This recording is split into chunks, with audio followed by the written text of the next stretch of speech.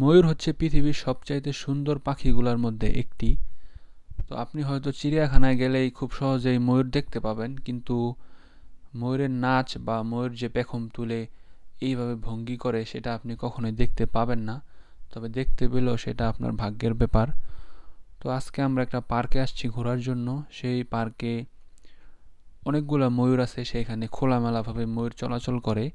তো এখানে আসার পরে আমাদের ভাগ্য খুবই ভালো ছিল, যার কারণে আমরা ময়ূরগুলাকে এইভাবে পেখম তোলা অবস্থায় দেখতে পেরেছি। এবং ময়ূরগুলা খুবই লাজুক প্রকৃতির হয়, যার কারণে প্রত্যেকবারই আমরা যখন তার সামনে যাচ্ছিলাম তো সে তার পাক দিয়ে আমাদেরকে ঢেকে ফেলতেছিল, মানে আমাদের মুখোমুখি সে হচ্ছিল না। তো আমরা অনেক চেষ্টা করি তার সাথে মুখোমুখি একই ফ্রেমে একটা ফটো তোলার জন্য। তো অনেক চেষ্টা করার পরেও শেষমেশ আমরা পেরেছিলাম। তো ময়ূরগুলা খুবই আশ্চর্যের হয়, কারণ এত বড় পাখি হওয়ার পরে ময়ূরের আকাশে উঠতে পারে। এর আগে আমরা বিশাল বড় গাছের ডালে ময়ূরকে বসে থাকতে দেখেছি। এবং আরেকটি মজার বিষয় হচ্ছে, ময়ূরেরা গাছে থাকতে পারার পরেও এগুলা মাটির গর্তের মধ্যে বসবাস করে এবং সেখানে ডিম পাড়ে এবং সেখান থেকেই বাচ্চা হয়। আর ময়ূরের বাচ্চাগুলো আপনি ছোটবেলায় দেখলে বুঝবেন না যে এগুলা মুরগির বাচ্চা নাকি ময়ূরের বাচ্চা।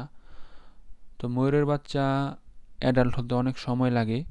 বিভিন্ন মাধ্যম থেকে জানা যায় প্রাচীন যুগের রাজারা এই ময়ূরের মাংসকে তারা খাবার হিসেবে ভক্ষণ করত, কিন্তু এটার স্বাদ খুব একটা ভালো না হওয়াতে এবং এটার আঁশ নাকি খুবই মোটা হয়, যার কারণে হজমের সমস্যা হয়।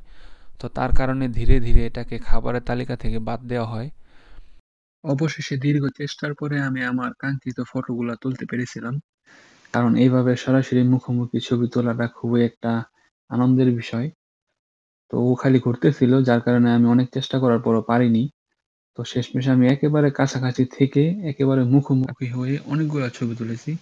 দেখেন কত সুন্দর লাগে পাখগুলা, আর স্বর্ণের মতো মানে ঝলকায়, আর রংগুলো এত সুন্দর লাগে সামনাসামনি দেখলে। মানে কত সুন্দর করে রংগুলা, মনে হয় যে কোনো শিল্পী তার নিজ হাতে এগুলো এঁকেছে।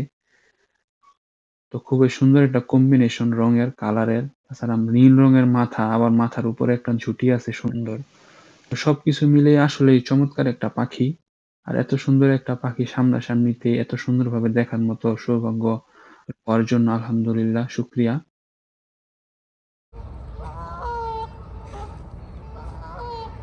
দিতাছি দিতাছি